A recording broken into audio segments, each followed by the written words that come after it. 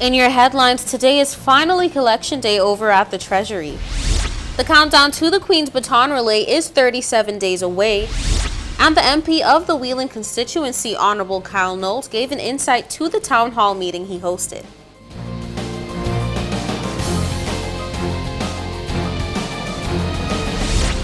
From the PTV Broadcasting Headquarters in Providencial is your #1 source for news. I'm Erica Pinales, delivering the latest from across the country this Wednesday, March 2nd, 2022, right to your door. Newswatch starts now. It seems the fire departments on Grand Turk and Provo are experiencing a busy few weeks as the country reports fire after fire. This latest saw the downtown area of Provo hazy with smoke. Here's more. Thankfully, no injuries were reported in that fire in Dockyard late Tuesday evening. These video footages show a horrifying ordeal for residents in that overly populated community and a fire that could be seen for miles, sending smoke, a grave contamination across the downtown area. Newswatch learns that firefighters were dispatched around 6:28 p.m.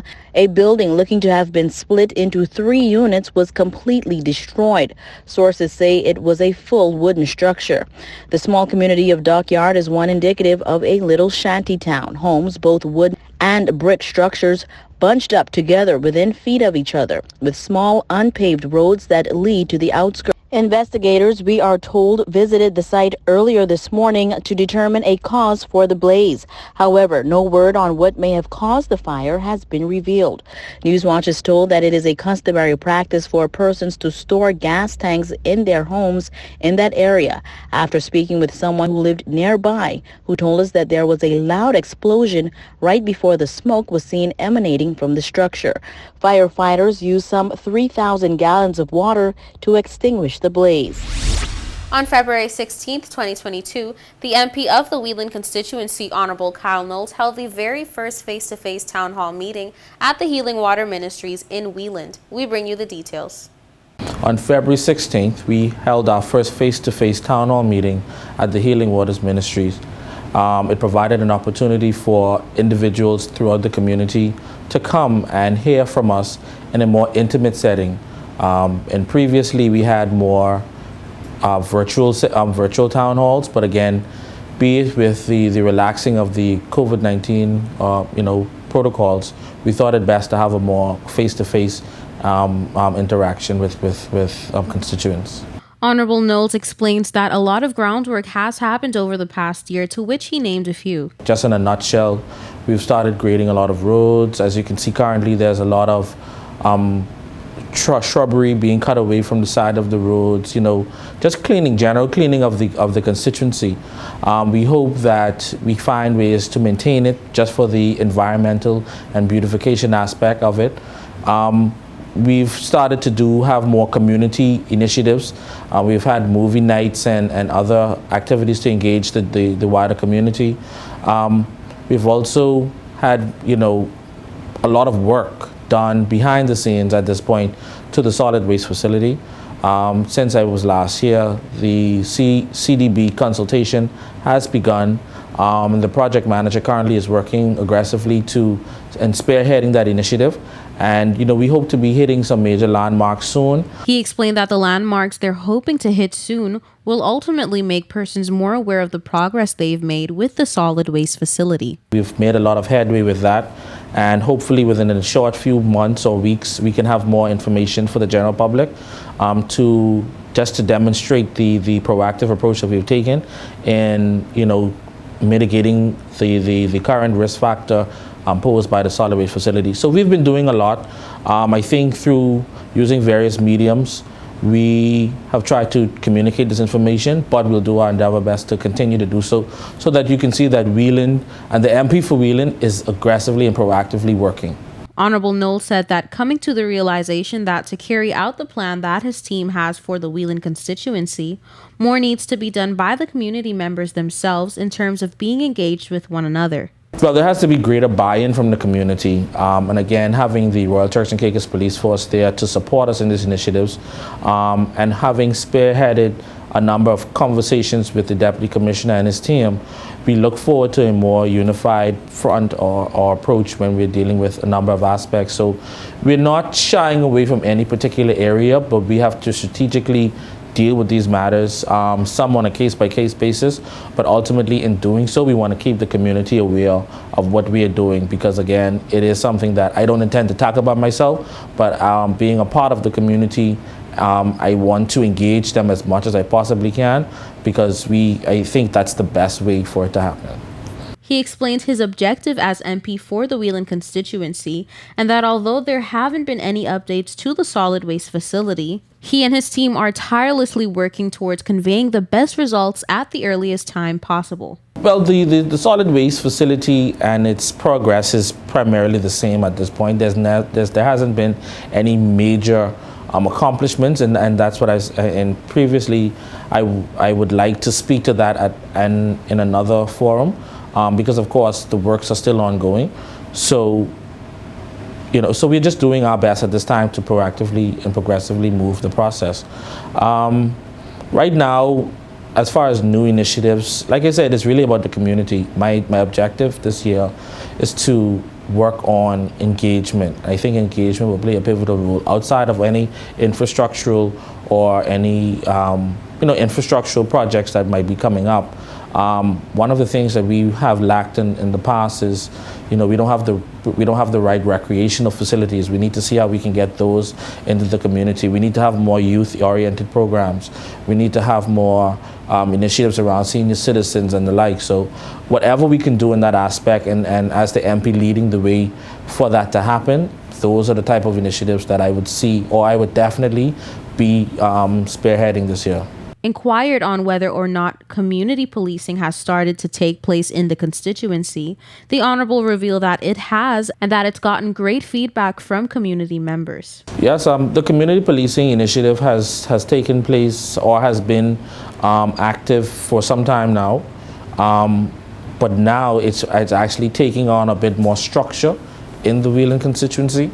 Again, speaking to Superintendent Dwight Gardner and Sergeant Damian Mitchell. Also, we have Officer Kevin Clark also as well, working along with persons in the community to see how we can start to create street captains and neighborhood watches, and so that persons take responsibility for their various areas, and to try to kick out or alleviate that criminal element that will try to rear its ugly head.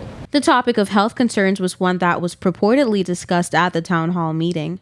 The minister was inquired about the approximation that he might have as MP for the constituency of persons who were affected by the ongoing dump site issue. That particular question was almost verbatim posed at the town hall, and accompanying me at the town hall was Honorable Jamel Robinson, the Minister of Health, and the answer to that question was that to date we cannot, from a statistical standpoint, say what that number is, but we had asked persons from our community to write in, give us the information, give us the data, make the necessary reports, because in doing that, that is how we'll be able to provide the necessary statistics, look at how we can resolve some of the problems. I know the air quality is one that persons speak about. Then there's always the rise to cancer and all of those different things. So we want to look at it from a holistic approach, and it's something that we want to have sufficient information coming in so that we can look at it, as a means of priority. He further revealed that as they're aware of the community's concerns, they're working hard to best work out the details of the matter at hand. Stay tuned for more of this story in a subsequent newscast. Don't go anywhere, more Newswatch when we return.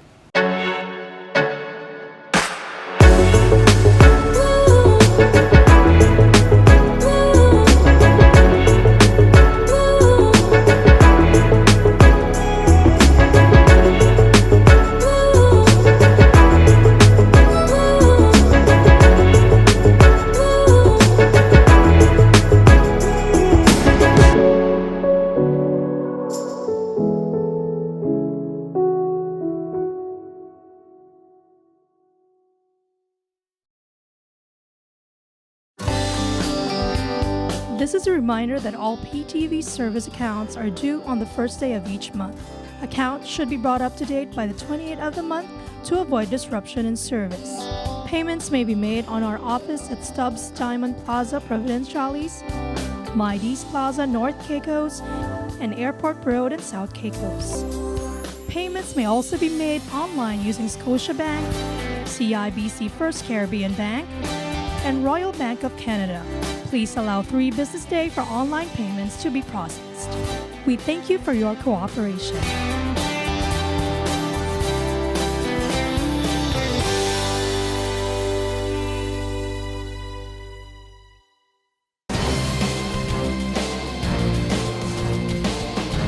Welcome back to Newswatch. Today is Collection Day over at the Treasury as scores of residents line up to receive their $500 stimulus checks. Newswatch was there, and this is how the process went. It seems that the first day of collection for the inflation stimulus payout ran rather smoothly. Newswatch was on the ground at the government's Treasury office in Provo and was able to witness the scores of persons lined up to the east and west of the building, awaiting their turns to collect their $500 checks.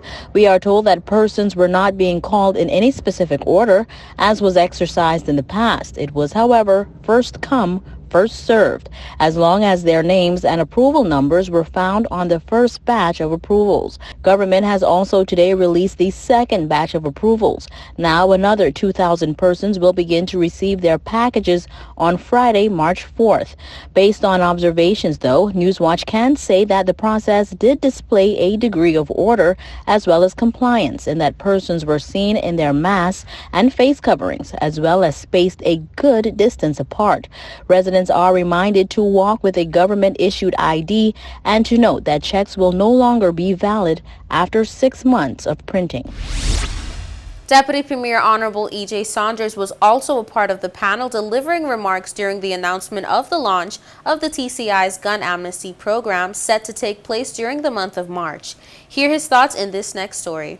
After March 31st, anyone found in possession of an illegal firearm could face anywhere from 7 to 15 years in prison and a hefty fine, while those assisting with getting weapons off the street can benefit from a cash incentive funded by the Ministry of Finance.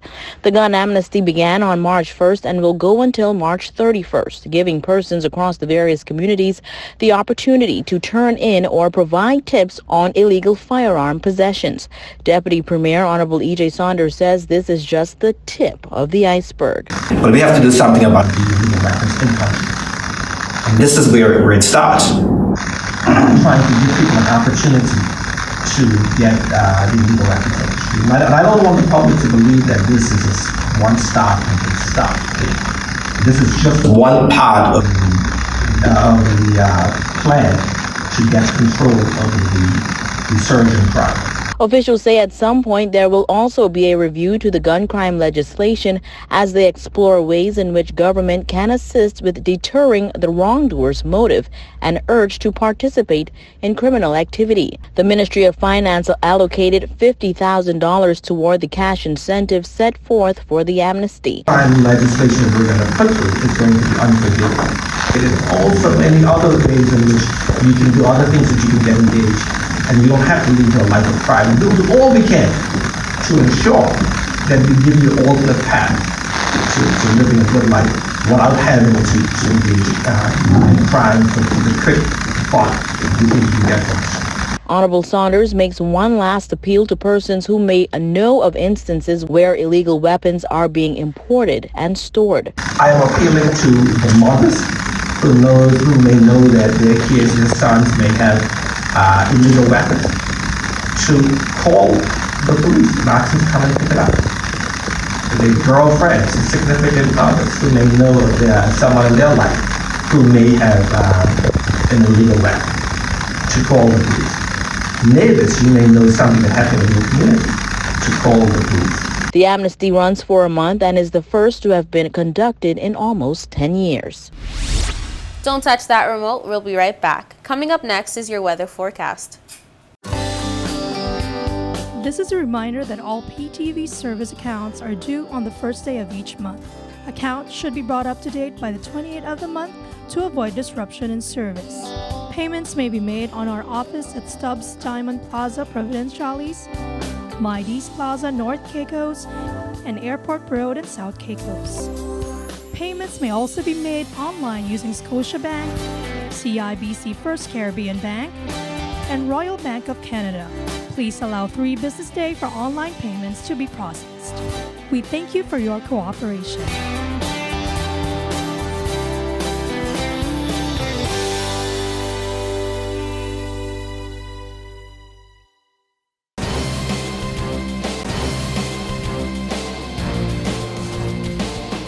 Welcome back to Newswatch. Here's the latest in your weather forecast. Here's your weather forecast for March 3rd, 2022. For the nation's capital, Grand Turk, on Thursday, partly cloudy skies, high 79, low 74, winds east at 10 to 20 miles per hour. For South Caicos on Thursday, partly cloudy skies, high 80, low 74, winds east at 10 to 20 miles per hour. For the Twin Islands, North and Middle Caicos on Thursday, mostly cloudy skies, high 79, low 74, winds east-northeast at 10 to 15 miles per hour. For Paradin Pine Key on Thursday, partly cloudy skies, high 79, low 74, winds east-northeast at 10 to 20 miles per hour. And on Providenciales on Thursday, partly cloudy skies, high 79, low 74, winds east-northeast at 10 to 20 miles per hour. For your sunrise and sunset, sunrise 6:09 a.m., sunsets at 5:55 p.m., and for your high tides and low tides, high tides 8:04 a.m., 8:28 p.m., and low tides 1:51 a.m., 2:17 p.m. And that's it for your weather forecast. We'll be right back with more Newswatch.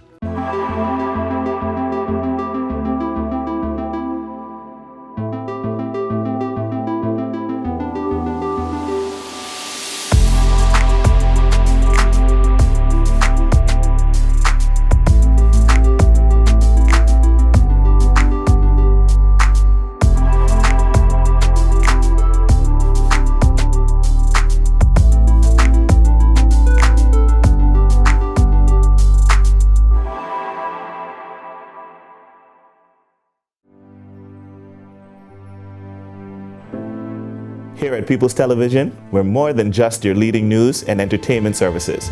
We are spreading the gospel.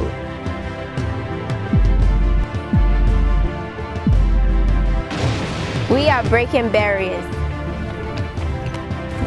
We are preserving the culture. Each one, teach one. We are committed to excellence. We're creating change. We are creating memories. We are the future. I am PTV. I am PTV. I am PTV. I am PTV. We are PTV. We are continuing the legacy. We are PTV.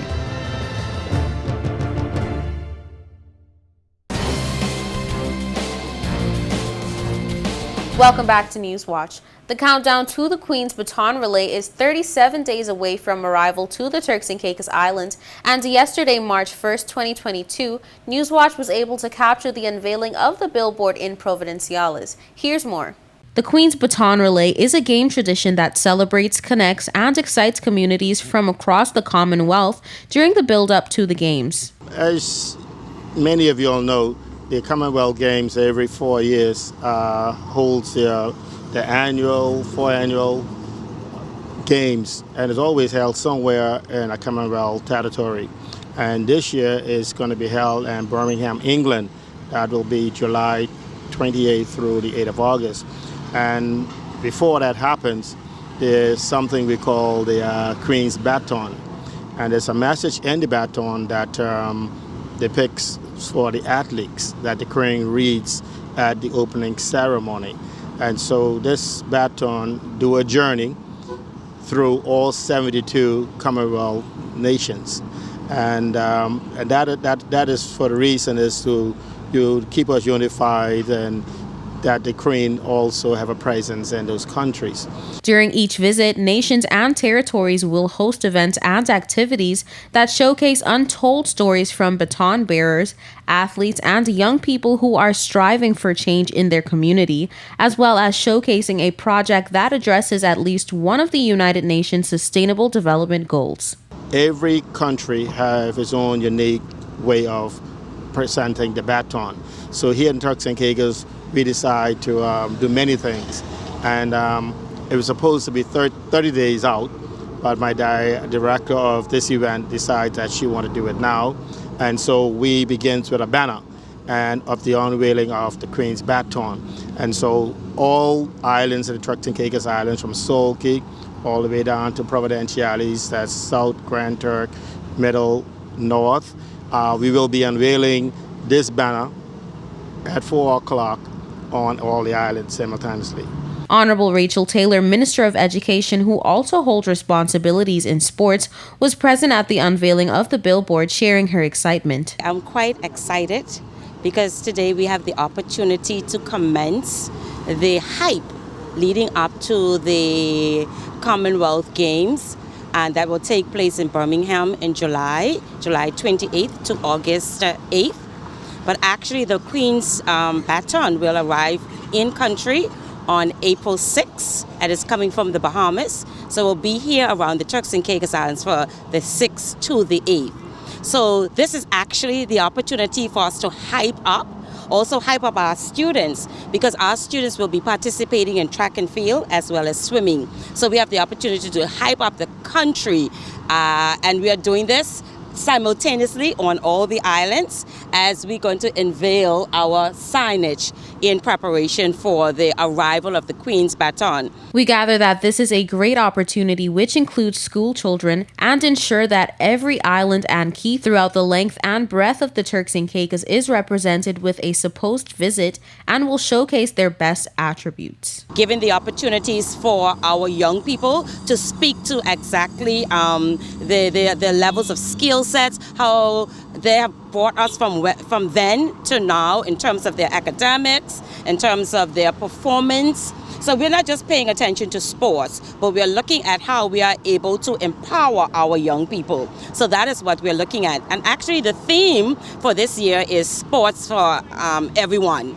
And it looks at the humanity aspect of it. It looks at inclusivity, ensuring that we have games that are provided for all our athletes. And not just games provided for all our athletes, but having a fair opportunities for males and females to be actively involved in sports. So the 54 member countries of the Commonwealth will be actively involved and engaged. And definitely, our athletes of the Turks and Caicos Islands will not be left behind. Asked about the kind of investment that government is willing to make to ensure that the athletes from the Turks and Caicos are not left behind in the event, the minister answered. Actually, we will. It's a partnership initiative, and that's the reason why the Ministry of Tourism is here with us. So they are putting together a package, and then based on the requests from them, we definitely will lend a support. So it will be the support in partnership with the Sports Commission. So the Sports Commission will be leading the role as it relates to my ministry in supporting our athletes in whatever way possible. So we definitely will ensure, as of previous years, this year's will be no different. If we have to hype up the support, that definitely will happen. And you notice I mentioned a while ago that we have students who are also going to participate in swimming. And we have noticed that based on the events that our students are engaged in internationally as well as regionally, they are doing quite well. And I was so pleased the other day when I had a meeting with the athletes. I said, what is it that you will want the minister to do for you?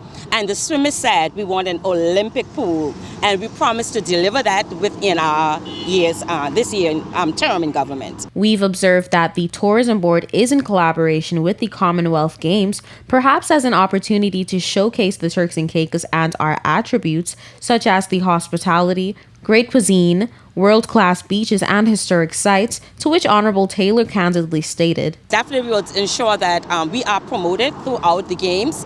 We will take on every opportunity to capture the Turks and Caicos Islands through our various advertisements, and that's why the Minister of Tourism is also on board in supporting this initiative. But I want to take this opportunity to thank and congratulate TC3As, headed also by Ms. Rita Gardner, for the effort they have made and the various lines of items that they have prepared for all our students. And what I really liked about it when I saw the lineup of activities is that they have left none of the islands out. Even Solkey will be a part of the Queen's Baton when it arrives on April 6th. For PTV Newswatch, I'm Erica Penales. That brings us to the end of this edition of The Real News. I hate to leave you so soon, but of course, you can join us right back here every weekday at 6:30 p.m. and tap into our social media platforms at www.ptv8tci.com. I'm Erica Penales, keeping you informed, updated, and affiliated until next time.